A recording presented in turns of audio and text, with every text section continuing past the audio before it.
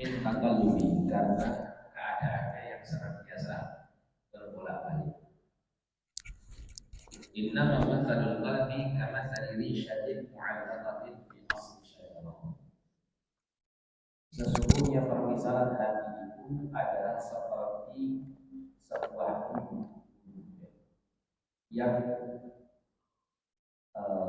mu'allaqah, yang tergantung pada batang pohon. Yuqallibu harrihu dhahran di batin, yang kemudian angin itu membolak-balikkan dia dhahran di batin, dari bagian luarnya yang terbalik jadi bagian dalamnya yang berada di bagian luar, karena terbalik yang kena angin, maka kondisi bulu itu demikian. Hadis ini riwayat Ahmad dan Ibnu Majah. Sedangkan lafaz Ibnu Majah disebutkan matsalul qalbi matsalul isya. Permisalan hati itu seperti arisha, seperti bulu. Taqallubaha ar-riyah bi faladih. Jadi bulu ini ya terkena angin. Ar-riyah ini disebut dengan bentuk jamak. Artinya anginnya tidak berhembus sekali, tapi berkali-kali. Yang mana angin yang berkali-kali berhembus ini membuat risha, ini membuat bulu ini terus berbolak-balik. Bifalatin, yaitu bulu yang terbolak-balik terkena berbagai macam terpaan angin yang kali, yaitu di mana bulu tersebut berada di falah. Falah itu artinya adalah tanah luas seperti padang pasir yang tidak ada bangunan atau tidak ada tanaman sama sekali. Artinya di sini anginnya tertutup, ya, tidak menerpa sekali dua kali, tapi berkali-kali. Kemudian tidak ada sedikit pun penghalang untuk angin itu berhembus sampai mengenai bulu tersebut. Jadi menunjukkan bahwa hati itu keadaannya akan senantiasa terus berbolak-balik. Dan berbolak-baliknya hati itu terkadang tidak membutuhkan waktu yang lama. Tidak membutuhkan waktu yang lama. Terkadang ya seseorang itu dalam kondisi hatinya baik, hatinya dalam keadaan di atas ketaatan. Tapi terkadang berbaliknya kondisi hati itu tidak butuh waktu yang lama. Kadang karena ada sesuatu tertentu, misalnya sesuatu yang membuat hatinya lalai dari mengingat Allah, itu tidak membutuhkan waktu mungkin 1 jam 2 jam, hanya membutuhkan waktu beberapa menit. Terkadang akan terbalik terkadang akan terbalik. Seperti seseorang misalnya di masjid, masya Allah, mendengarkan kajian dengan khusyuk hati maupun khusyuk mata, ya, benar-benar fokus mendengarkan sampai membuat hatinya itu seakan-akan ya, terdorong memotivasi untuk melakukan ketaatan, untuk mengubah keadaan dirinya. Kita keluar dari masjid, dia ingin menjadi seorang muslim yang lebih baik. Tapi setelah kajian selesai, keluar dari masjid, dia sudah seperti seakan-akan tidak ada pengaruh apa-apa.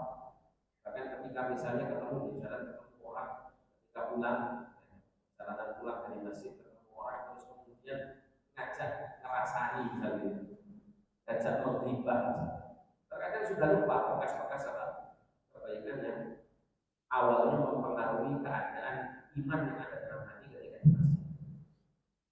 Sudah dilupakan dengan kondisi yang memalingkan. Cepat sekali perubahannya, bolak-balik.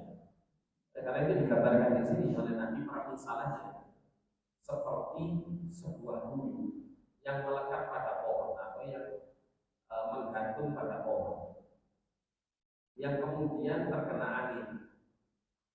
Kalau lafaz Ibnu Majah tadi lebih menunjukkan bagaimana ya, keadaan berbolak-baliknya bulu tersebut.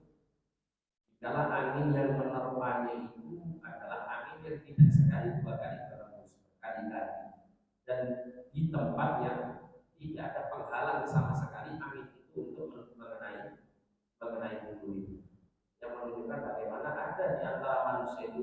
hatinya itu sangat mudah sekali berbolak-balik. Ada mungkin orang-orang yang diberikan karunia oleh Allah berbolak-baliknya kondisi hati itu sulit. Kalau orang itu sudah di atas ketaatan, di atas iman, akan sulit terbalik kepada keadaan yang tidak. Atau kalaupun terbalik itu kondisi terbaliknya tidak benar-benar terbalik, masih berada di atas prosentase iman dan ketaatan itu jauh lebih besar daripada terbalik menuju kepada kedurhakaan kepada Allah Subhanahu wa taala dan maksiat kepada. Tapi ada juga orang itu yang luar biasa bolak-balik. Kalau ketemu orang yang baik, masya Allah, termotivasi yang baik. Tapi kalau sudah ya, lewat gitu, ketemu dengan teman-temannya yang mungkin kurang baik, berbolak-balik keadaan, balik kepada kebiasaan buruk. Inilah keadaan hati manusia. Oleh karena itu ada sebuah ungkapan yang di sini katakan oleh Al-Munawi rahimahullah, salah seorang ulama yang bernama Al-Munawi, wa hadha isyaratun ila annahu yanbaghi lil 'aqili al-hadar min taqallubi qalbi. Dalam hadis ini mengandung isyarat bahwasanya selayaknya bagi orang yang berakal, orang yang cerdas, orang yang mengetahui keadaan hatinya yang senantiasa berbolak-balik, itu benar-benar ya, berhati-hati dari keadaan berbolak-baliknya. Untuk senantiasa memperhatikan kondisi hatinya tersebut, jangan sampai ketika hatinya itu terbalik, kemudian dia tidak menyadari. Kalau ketika hati terbalik, kecenderungan mulai kepada kemaksiatan dan dosa-dosa, maka orang yang bertakwa kepada Allah, yang selalu memperhatikan kondisi perubahan keadaan hati, dia akan langsung mencegah hati itu untuk menuju kepada kecenderungan perbuatan-perbuatan dosa. Nah di sini, bagaimana yang telah kita baca pada hadis-hadis yang sebelumnya, bahwa setelah Nabi SAW menggambarkan hati itu di antara dua jari-jari Allah Subhanahu wa taala, yang kemudian Allah membolak-balikkannya sesuai dengan kehendaknya, maka Nabi mengatakan Allahumma musarrifal qulub sarrif qulubana ala ta'atik. Nabi mengajarkan sebuah doa untuk menjadikan hati kita tetap di atas ketaatan kepada Allah.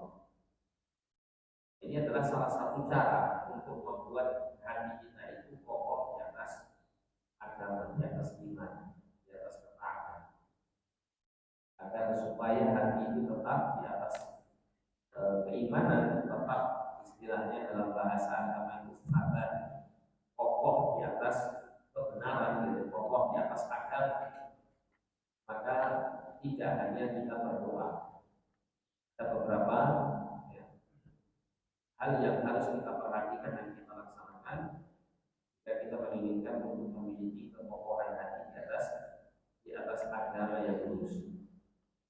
Disebutkan dalam kitab Bahjatul Nadhirin karya Syekh Salim bin Ita al-Hilali rahimahullah ta'ala.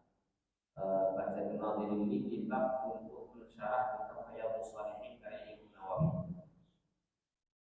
Jadi ketika beliau mensyarah hadis dari Riyadhus Shalihin nomor hadis 1489, hadis yang mengenai hati juga, mengenai doa Nabi Shallallahu Alaihi Wasallam dalam rangka untuk memohon kepada Allah agar dikokohkan hati beliau di atas agama.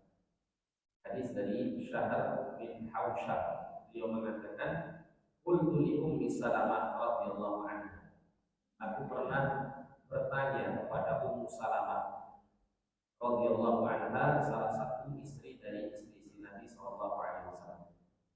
Ya ummul mukminin, maka akthar doa Rasulullah sallallahu alaihi wasallam idza kana 'indak. Wahai ummul mukminin Ummu Salamah, doa apa yang paling banyak dipanjatkan Rasulullah sallallahu alaihi wasallam ketika beliau berada di samping? Maka Ummu Salamah mengatakan, "Kana aktsaru du'ai," doa yang paling banyak dipanjatkan Nabi Shallallahu Alaihi Wasallam itu adalah yang muqallibal qulub tsabbit qalbi ala dinik. Wahai Tuhan yang membolak-balikkan hati, kokohkan hatiku di atas agama. Kenapa kok Nabi sering mengucapkan kalimat itu? Karena Nabi sendiri juga merasakan bagaimana Pak cepatnya keadaan hati yang terus-menerus berubah dan berbolak-balik. Kalau Nabi Shallallahu Alaihi Wasallam manusia yang dikokohkan oleh Allah di atas agama, senantiasa terus memohon kepada Allah untuk semakin bertambah kekokohannya di atas agama, apalagi kita ini. Hati kita ini lebih berbolak-balik daripada kondisi hati Nabi Shallallahu Alaihi Wasallam. Hati kita ini lebih mudah untuk tergoda dengan perkara-perkara yang membuat kita tergelincir dari kokoh di atas jalan yang benar. Kalau kita menginginkan untuk berusaha tetap di atas jalan yang lurus, di atas agama yang hak ini sampai mati, ya kita antara perkara yang harus kita lakukan adalah senantiasa memohon kepada Allah yang muqallibal qulub tsabbit qalbi ala dinik.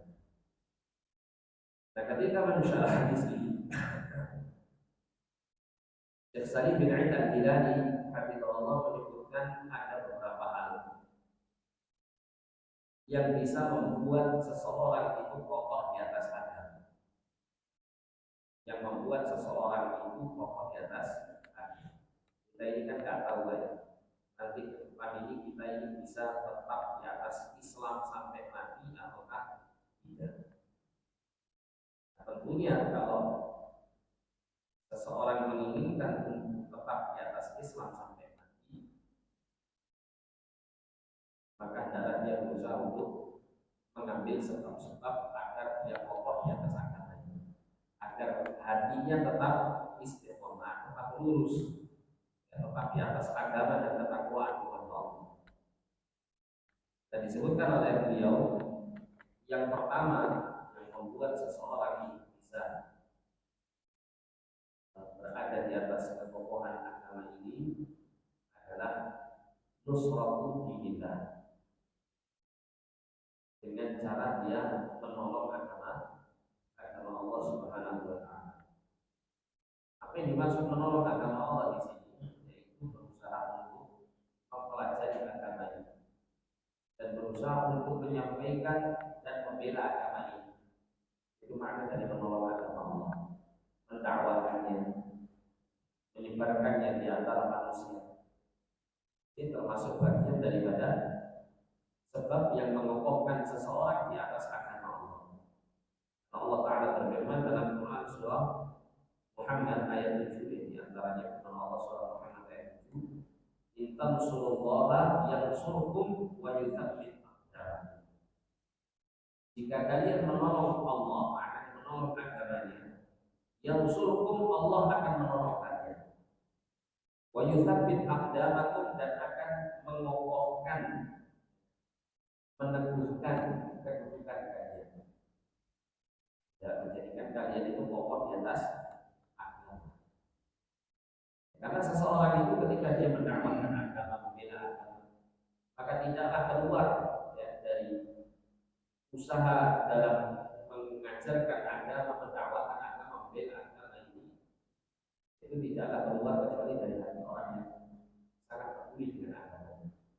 Ini jika jujur ya, yang dia dakwahkan ini benar-benar agama dan bersumber dari hati dan dia dari ikhlas karena Allah, maka pastinya hati orang yang seperti ini adalah hati yang cenderung untuk cinta kepada agama. Nah, sehingga sebab yang demikian ini yang menjadikan kemudian Allah meneguhkan hatinya di atas agama. Kalau seandainya kita belum memiliki ilmu yang cukup, ya apa yang kita miliki dari ilmu yang sudah kita pelajari, kita sampaikan minimal kepada orang-orang yang kita bisa sampaikan dari kalangan keluarga kita, anak kita, mungkin istri kita, suami kita, atau saudara-saudara kita. Paling tidak jangan berlalu waktu kecuali menyampaikan ilmu yang kita miliki kita sampaikan, tentunya dengan cara yang baik, dengan cara yang baik dan terkesan tidak memaksa. Karena sebagian orang itu ada yang sangat semangat untuk mendakwai, tapi kesannya adalah memaksa. Memaksa itu contohnya bagaimana bahasa? Misalnya, kamu itu harusnya begini, begini, begini, begini. Nah, itu namanya memaksa. Sampaikan saja kewajiban kita kepada Allah adalah baik. Misalnya kita menasihati anak-anak, ya, sholat 5 waktu itu adalah kewajiban yang paling utama. Jelaskan. Nabi itu pernah menjelaskan bahwa orang yang tidak melaksanakan sholat yang 5 waktu nanti dibangkitkan pada hari kiamat bersama orang-orang yang menjadi pentolannya orang-orang kafir, bersama Firaun, bersama Haman, bersama yang tokoh-tokoh yang lainnya dari tokoh-tokoh orang-orang kafir, yang menunjukkan bahwa meninggalkan sholat yang 5 waktu itu menjadikan orang itu sangat berbahaya bagi agama. Terang begitu sih.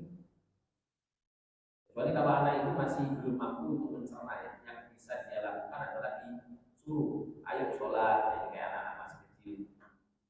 Itu caranya dilihat. Tapi kalau sudah dewasa, apalagi sudah berkeluarga, gitu, itu kita nasihati seperti yang kita dapatkan ilmunya ini, yang telah kita pelajari. Tapi kan saja hujah. Namun diterima atau tidak diterima, dilaksanakan atau dilaksanakan, itu urusan dia dengan Allah.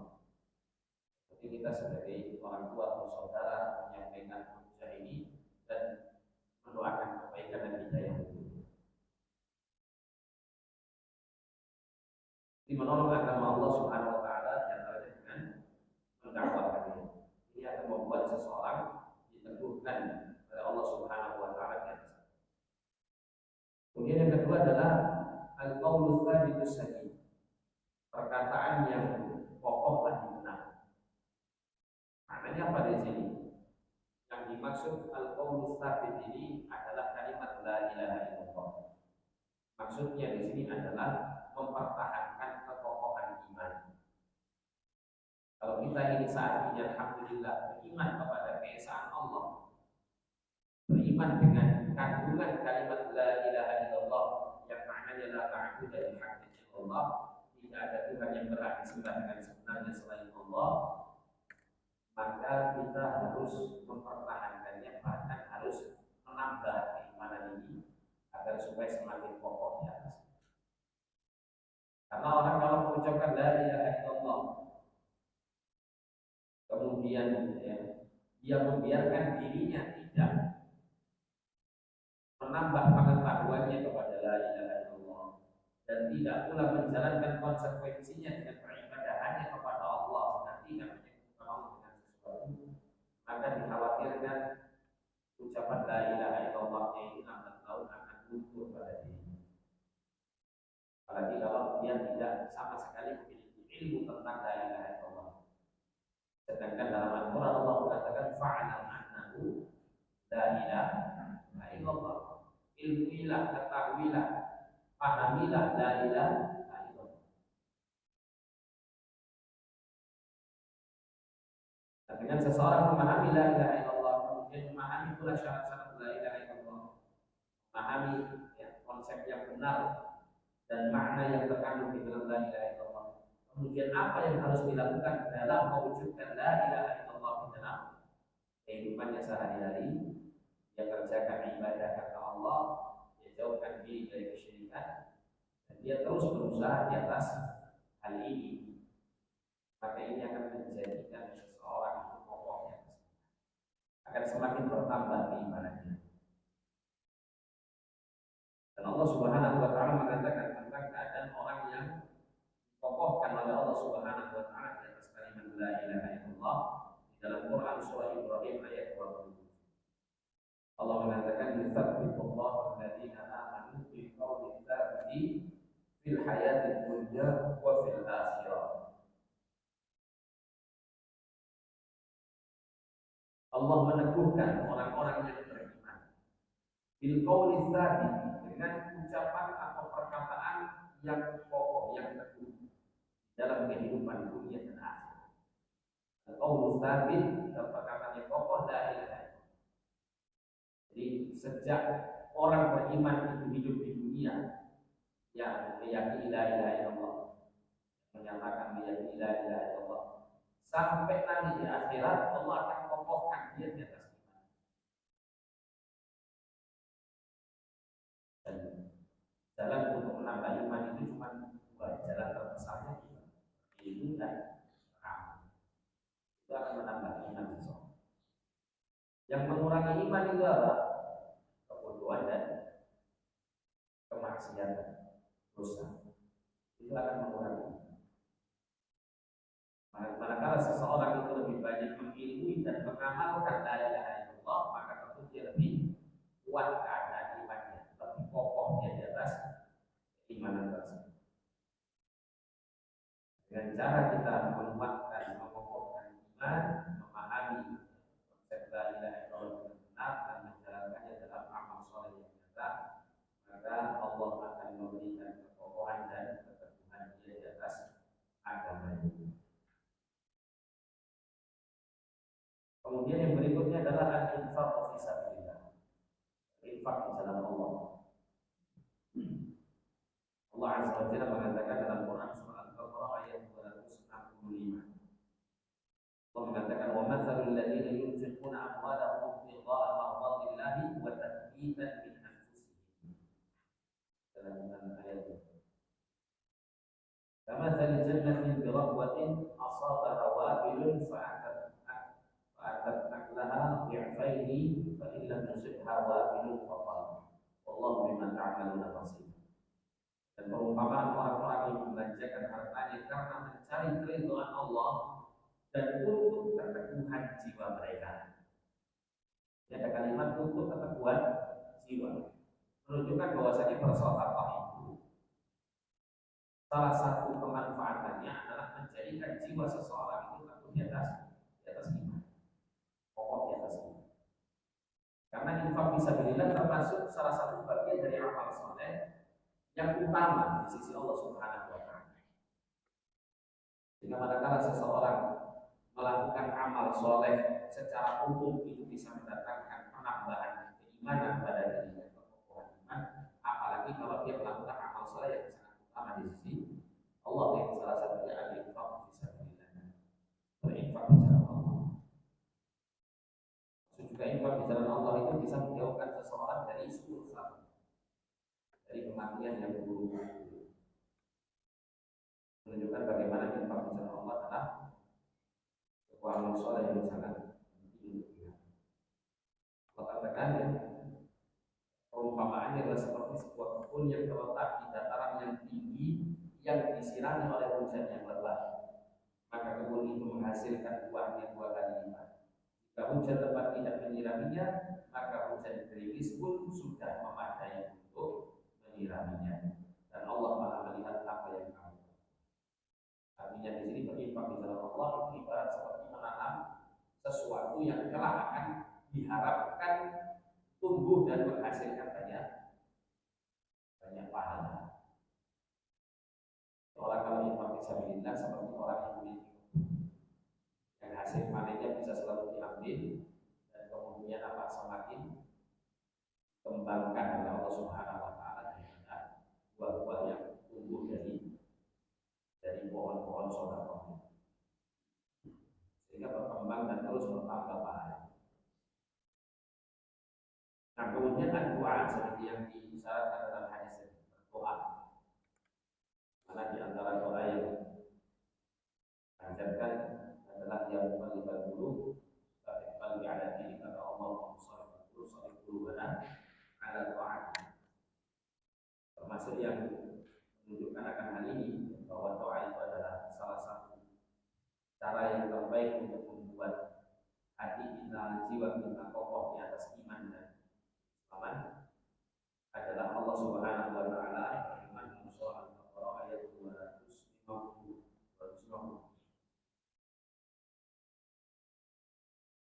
Ya Allah mengabadikan sebuah doa, Rabbana afdhil alaina sabran wa thabbit aqdamana wansurna 'alal qawmil kafirin. Wahai Rabb kami, afdhil alaina sabran, yang itu artinya tuangkanlah kepada kami kesabaran. Seakan-akan sabar itu seperti air yang akan menjurkan ke atas. Artinya apa? Benar-benar sabar itu karunia Allah yang besar. Sabar ini ibarat air yang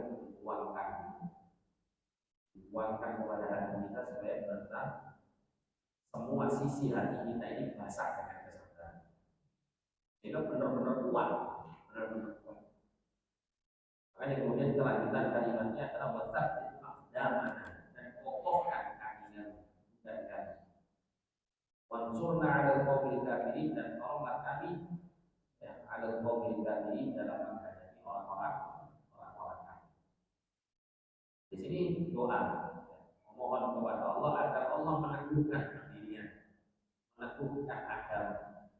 Apalagi kalau dalam kondisi berperang di medan peperangan jihad fisabilillah. Kalau ya, seseorang itu menghadapi musuh, maka yang dipikirkan itu tentu hidup dan mati kan gitu. Orang itu kalau di medan perang itu antara keadaannya antara hidup dan mati. Dipikirkan itu hidup nanti bagaimana, nanti mati bagaimana. Kondisi peperangan ini pada asalnya sangat dibenci oleh jiwa manusia. Perasaan takrahu syai'an wa huwa khairul lakum. Menunjukkan bisa jadi kamu membenci sesuatu namun itu baik bagi kamu. Peperangan itu sesuatu yang dibenci oleh jiwa manusia. Semua orang tidak suka namanya. Ya, kecuali yang hobi saja. Perang. Ada salah seorang Islam juga, Allah Taala. Dia pernah menceritakan salah satu pengalamannya di medan jihad fisabilillah. Dia berkata bahwasanya tidak semua kaum muslimin yang jihad fisabilillah itu benar-benar fisabilillah, benar-benar lillah. Ada jihad itu karena hobi, karena sebab apa? Hobi, karena dia ini senang berantem gitu ya. Salurkanlah dia ya, kesenangan berantemnya itu di medan jihad. Bukan karena lillahi ta'ala, tapi karena ingin menyalurkan kesenangan dia untuk berperang. Jadi orang yang berperang itu ingin diuji. Orang yang berperang itu ingin dapat harta ghanimah saja, atau mendapatkan tawanan. Nah, dalam kondisi yang tidak disukai oleh jiwa ini, maka tentu membutuhkan pertolongan Allah agar Allah mengokohkan pendirian, mengokohkan dia di atas jihad ini. Karena kalau tidak demikian dia akan lari dari jihad ini dosa sangat besar. Dosa yang sangat besar. Yang akan bisa mengganggu keimanannya, merusak keimanan.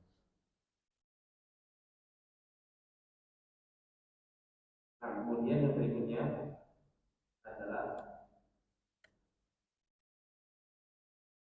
fi'lul ma'muri wa tarkul mahmur. Menjalankan apa yang diperintah dan meninggalkan apa yang dilarang.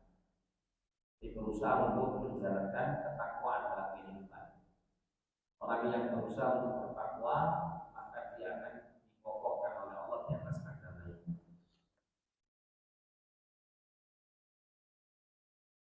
Katakan oleh Syekh Salim di sini, kullama kana al-'abdu asadda qawlan wa ahsana 'amalan kana asyadda tathbita.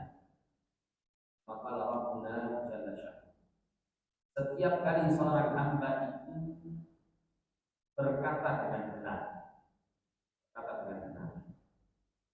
dan beramal dengan sebaik-baiknya, maka dia akan benar-benar dikokohkan di atas agama. Artinya ini semuanya apa didasari oleh niat ikhlas karena Allah SWT. Dan ini ya disyaratkan oleh Allah Subhanahu wa taala dalam Quran surah An-Nisa. Dari ayat ke-66 Allah mengatakan, "Walau annahum fa'alu ma yu'aduna bihi lakana khairan lahum wa asyadda." Kalau seandainya mereka orang-orang Bani Israil fa'alu mereka mengerjakan ma yu'aluna apa yang dinasihatkan kepadanya, apa yang diajarkan kepadanya, berupa ilmu agama itu. Lakana khairan lahum, niscaya itu akan menjadi sesuatu yang lebih baik bagi kehidupan mereka, wa asyadda tathbita, dan akan lebih mengokohkan kedudukan mereka di atas agama, akan mengokohkan, meneguhkan mereka di atas iman. Menunjukkan bahwa ketakwaan yang dilakukan seorang hamba menambah derajat keimanan seseorang, kekokohannya. Apalagi di masa sekarang itu berbagai macam faktor yang melalaikan kita dari beribadah kepada Allah, dari menjalankan yang diperintah, dan faktor-faktor yang membuat kita tergoda untuk melakukan perkara yang dilarang itu sangat-sangat banyak dan sangat-sangat mudah. Bukan hanya jumlahnya banyak dan bervariasi. Yang kedua, aksesnya mudah. Ini yang paling berbahaya, aksesnya mudah. Kalau orang di masa dahulu mungkin melakukan maksiat itu hanya dengan beberapa jenis maksiat. Tapi untuk melakukan kemaksiatan itu aksesnya sulit. Aksesnya sulit. Kalau orang di masa dahulu itu mungkin yang menjadi salah satu dosa kecil yang biasa terjadi itu mungkin hanya sekedar seseorang itu melihat wajah lawan jenis yang bukan mahramnya, wajahnya saja. Atau kalau nggak sengaja mungkin nampak bagian kaki, bagian betisnya, tapi belum sampai kepada bagian aurat yang benar-benar paling tinggi. Itu sulit untuk dilihat di masa depan.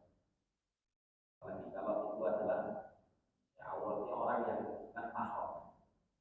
Tapi kalau di masa sekarang Anda bisa pilih wanita yang bagaimana yang ingin Anda lihat auratnya, dengan media internet, dengan media televisi atau media-media yang lain.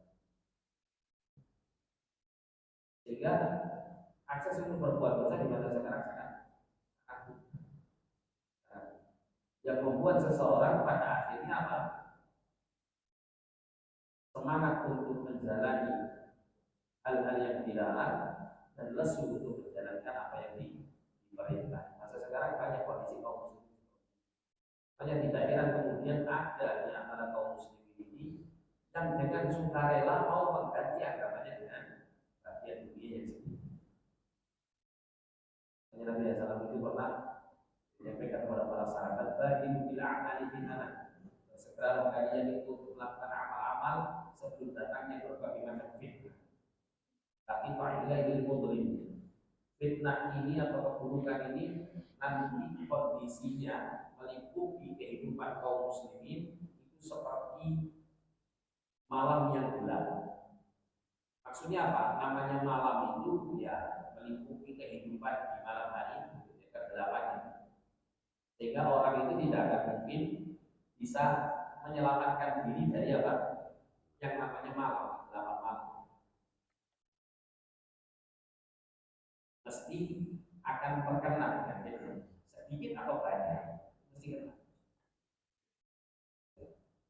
Itu Nabi juga pernah mengatakan tentang keadaan yang zaman itu mengenai riba. Orang itu kalau nggak kena riba ya kena debunya riba. Artinya apa? Hampir sulit untuk menyelamatkan diri dari fitnah yang buruk. Sampai Nabi mengatakan orang itu di waktu pagi asbah mu'minan wa yumsikan. Di waktu pagi orang ini beriman, masih punya iman. Di waktu sore dia sudah kafir. Wa yumsi mu'minan wa yusbihu kafir. Di sore hari dia dalam kondisi beriman, di pagi harinya dalam kondisi kafir. Kenapa kok bisa secepat ini perubahan kondisi agama seseorang? Nabi SAW kemudian mengatakan yang dinahu bi'aratin minad dunya, yang menjual agamanya itu dengan sedikit bagian daripada dunia. Murah sekali agama ini di akhir zaman bagi orang-orang yang tidak Allah kokohkan di atas. Sehingga untuk mengokohkan diri di atas agama salah satunya adalah berusaha untuk mewujudkan ketakwaan. Berusaha untuk mewujudkan ketakwaan. Bahkan Nabi SAW mengajarkan kepada kita, menasihatkan kepada kita, kalau takwa itu harus ditegakkan di mana pun kita berada. Ittaqillaha haitsuma kunta, bertakwalah kamu kepada Allah dimanapun kamu berada. Dimanapun, kapanpun, dan kondisi dalam kondisi apapun kamu berada, bertakwalah kepada Allah Subhanahu wa Ta'ala.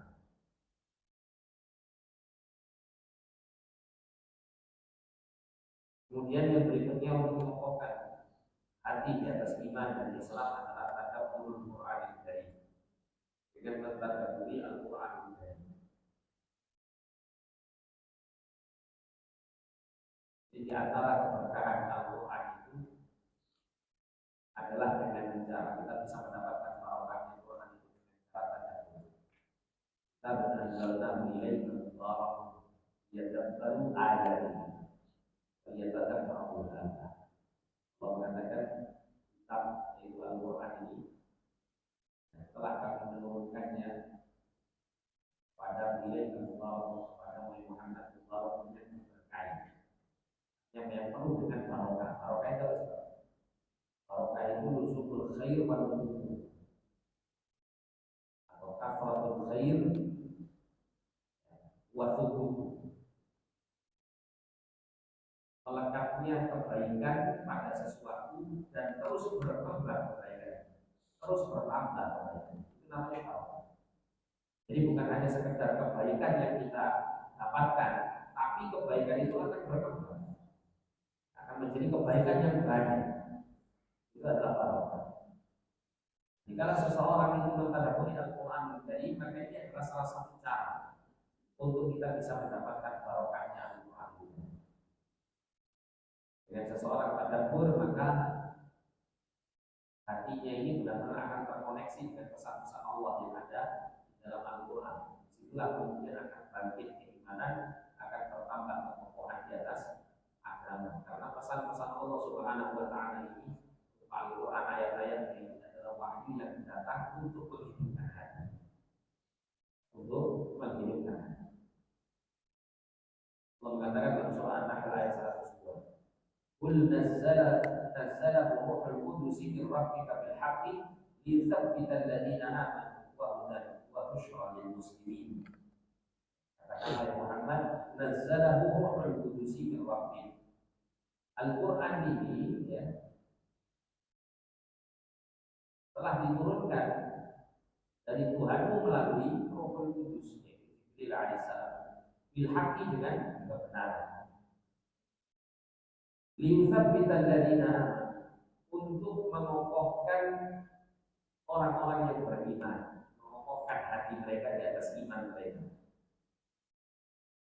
Jadi kalau seseorang itu hatinya itu merasa bahagia ketika dibacakan Quran, kemudian dia renungi, dia tadabburi, dia pahami isi dan kandungan Quran, sehingga dia bisa mengambil pelajaran dan peringatan-peringatan dalam Quran, sehingga semakin hidup hatinya, maka disitulah tanda bahwa dia akan dikokohkan hatinya oleh Allah di atasnya. Wahudan, dan dia sebagai petunjuk, wa busyra lil muslimin, dan sebagai kabar gembira bagi orang-orang muslim, orang-orang yang berserah diri, yang masuk ke dalam agama Islam.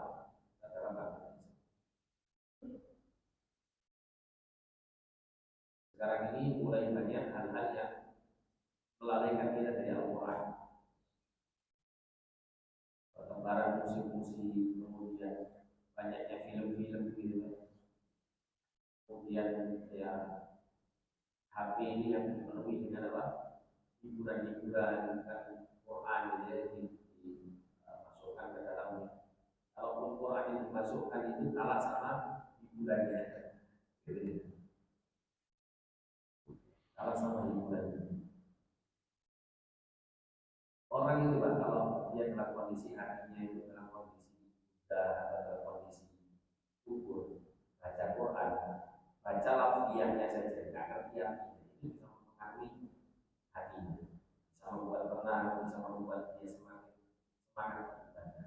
Nah, apalagi kalau dia ini bisa mentadabburi isinya, bisa mengambil pelajaran-pelajaran faedah-faedah yang terkandung di dalamnya, maka tentu akan lebih mengokohkan hati. Ini salah satu sumber yang dimiliki oleh tiap-tiap muslim untuk memuliakan dirinya di sisi Allah. Al-Quran. Syekh Shalih Al-Utsaimin hafizahullah taala, salah seorang ulama di kota Madinah yang memiliki majelis di Masjid Nabawi. Beliau di Riyadh. Beliau memiliki jadwal tetap di Masjid Nabawi. Kalau ada jadwal ruang biasanya di Masjid Nabawi beberapa hari. Beliau itu pernah menyampaikan bahwa Al-Quran itu barokahnya bisa diperoleh dengan 7 cara. Barokahnya Quran itu bisa diperoleh dengan 7 cara. Karena ini sudah bel, jadi caranya kita simpan. Nah, salah satunya adalah dengan membaca dan mentadabburi. Salah dua ya. Salah satunya membaca lafziyah saja yang dapat barokah. Kemudian mentadabburi dan menjadikan Quran itu sebagai sumber pelajaran. Ini juga akan menjadi barokah bagi kehidupan. Kemudian yang menjadikan seseorang yang kokoh di atas agama adalah at-ta'assi bis-shalihin wa du'at as-sadiqin. Jadi meneladani orang-orang saleh dan para dai di masa dahulu. Meneladani orang saleh, yaitu kita membaca kisah-kisah dalam Al-Quran itu kan kita mendapati banyak kisah-kisah para nabi, para rasul, orang-orang saleh di masa dahulu. Nah, disitulah kita bisa mengambil pelajaran. Kita renungi kisah-kisah mereka akan menjadikan kita kokoh di atas agama. Bagaimana Allah mengatakan dalam surah Hud ayat 120, wa kullan naqussu 'alaika min anba'i rusuli ma tutabbitu bihi fu'adak.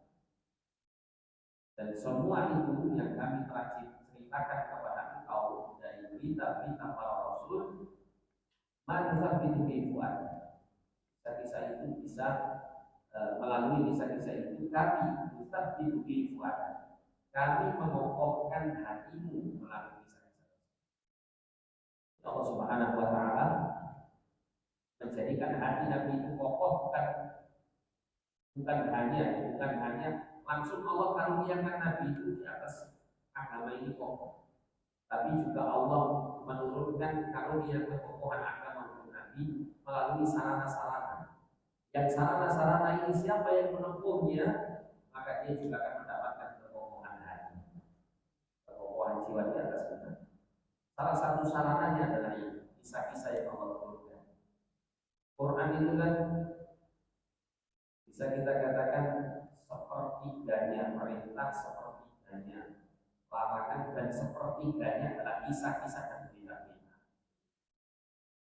Quran itu kalau dibagi jadi 3, itu isinya. Kalau tidak ada perintah Allah atau larangannya atau berita-berita dan cerita-cerita. Nah, pertanyaan besar di sini, kenapa Allah menjadikan sepertiga Quran ini porsi untuk berita-berita? Karena cerita dan berita-berita ini sangat memberikan pengaruh kepada hati manusia.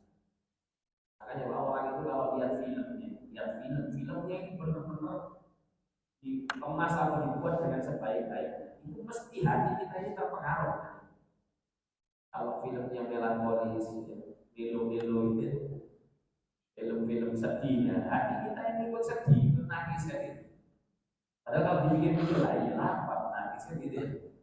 Nonton televisi kok nangis. Ketika di film itu dipertontonkan sesuatu yang bikin semangat, kita juga ikut semangat. Banyak anak-anak kecil itu, ya. Kalau kita kan mungkin hati kita nggak polos ya. Kalau anak-anak kecil itu polos hatinya. Itu saja ketika ditampilkan film itu terpengaruh luar biasa. Misalnya filmnya tentang superhero, Batman sama Superman, itu anak kan langsung ikut menirukan gayanya superhero pas tepat di depan televisi. Sampai ada juga itu menirukan ucapan-ucapannya. Ketika ada anak kecil itu lihat filmnya film Jepang, film kartun Jepang, film anak-anak. ikuti sama si anak. Padahal dia nggak ngerti artinya. Kan berpengaruh betul. Cerita itu berpengaruh betul. Nah, makanya Al-Quran itu perlunya ditadaburi, dan salah satu yang ditadaburi tentu di sini adalah cerita dan berita-berita. Itu agar supaya memberikan pengaruh yang kuat pada hati seseorang. Dan tadabbur itu salah satu bentuknya adalah bagaimana memvisualisasikan apa yang dibaca, menggambarkan dan merenungkan. Ya, merenungkan kadang butuh apa? Istilahnya itu angan-angan ya, hayalan ya, hayalan yang digambarkan dari apa yang disebutkan di dalam kisah-kisah Quran, bisa dibayangkan. Itu semuanya akan bisa memberikan pengaruh, akan membuat kokoh bagi seseorang. Oleh karena itu Nabi Shallallahu Alaihi Wasallam itu pernah ketika beliau di bawah naungan Ka'bah saat beliau masih di kota Makkah, itu beliau pernah membalikkan badan dengan menggunakan burdahnya, kain selendangnya yang atas itu dilipat oleh Nabi kemudian dijadikan bantal siang hari. Di saat itu ada seorang sahabat bernama Ibnu Ab radhiyallahu anhu, dia datang dan dia menceritakan waktu itu beberapa sahabat datang setelah masuk dulu. Dia mengatakan syakauna ila Rasulillah sallallahu alaihi wasallam mau mutawassilin di urdan lahu di Ka'bah. Kami pernah mengeluh di hadapan Rasulullah sallallahu alaihi wasallam sedangkan beliau tidur dengan berbantalkan urdan beliau. Di Ka'bah di bawah naungan Ka'bah. Qulna lahu, kami mengatakan kepada beliau, ala tasnasiru lana ala tad'a Allah. Di para sahabat ketika hidup di kota Makkah itu kan perang sekali. Banyak intimidasi dan tekanan-tekanan ketika mereka menjalankan. Dan di kala itu sahabat-sahabat itu berkata, wahai Rasulullah, kenapa Anda tidak minta pertolongan Allah saja untuk kami? Kenapa Anda tidak berdoa minta kepada Allah supaya kami ini dimenangkan, atau paling tidak kami dilindungi dari tekanan-tekanan ini? Maka Nabi mengatakan, kana rajulu fi man qablakum yahfiru lahu fil ardh, fa yaj'alu fihi, fa yujawu bil minshar, fa yudha'u 'ala ra'sihi, fa yashukku bi ithnatayni, wa man yasuddu dhalika 'anhu. Nabi mengatakan ada pernah di masa dahulu seseorang di masa sebelum kalian, dia ini ditanam dalam bumi, kemudian didatangkan minshar itu gergaji dari dunia gergaji. Kayu taruh ada rasi, jadi badannya ini sudah ditanam, tinggal kepalanya atau itu. Kayu taruh ada rasi, kemudian minshar ini gergaji diletakkan di atas kepalanya. Syukur binatang ini, wa syukur dari kami. Kemudian digergaji kepalanya itu terbelah, gergaji ini terbelah. Namanya digergaji itu kan gerak ini, dan rasanya tentu sakit luar biasa. Kalau langsung ditusuk jerat mungkin ya, sakitnya mungkin lebih ringan daripada digergaji. Digergaji kan dirasakan siksaan ya, kepergian demi kepergian ini. Tapi diceritakan Nabi, wa ma yasuddu dzalika an dini. Yang demikian itu tidak bisa membuat dia keluar dari agama. Pokok ya. Dan kita tahu saudara-saudara kita kaum muslimin, duit promosikan jabatan sudah agamanya baik punya. Asalkan kamu mau begini mau begitu selesai. Artinya apa? Ada bagian agama yang dia gadaikan meskipun tidak keseluruhan agama. Ini kondisi orang di masa dahulu sekokoh itu. Kemudian Nabi juga menceritakan bahwa ada orang bahasa Indonesia jadi ada orang itu yang di garuk ya istilahnya, masih bisa digaruk ya, garuk ya, digaruk dengan penggaruk dari besi yang membuat kemudian dagingnya terkelupas terpisah dari tulangnya. Dan hal yang seperti ini tidak bisa membuat dia keluar dari agama. Maksudnya apa Nabi menceritakan hal seperti ini? Nabi menceritakan hal ini untuk mengokohkan kesabaran para sahabat. Menceritakan tentang kisah-kisah yang pernah dialami oleh umat-umat. Ini menunjukkan bagaimana kisah itu sangat memberikan pengaruh. Kisah-kisah dalam Quran atau hadis Nabi Sallallahu Alaihi Wasallam, apabila kita perhatikan, kita lakukan, kita tadabburi dan berusaha memvisualisasikan, menggambarkan dalam hati kita, maka di situ kita akan mendapat kekokohan hati di atas sana.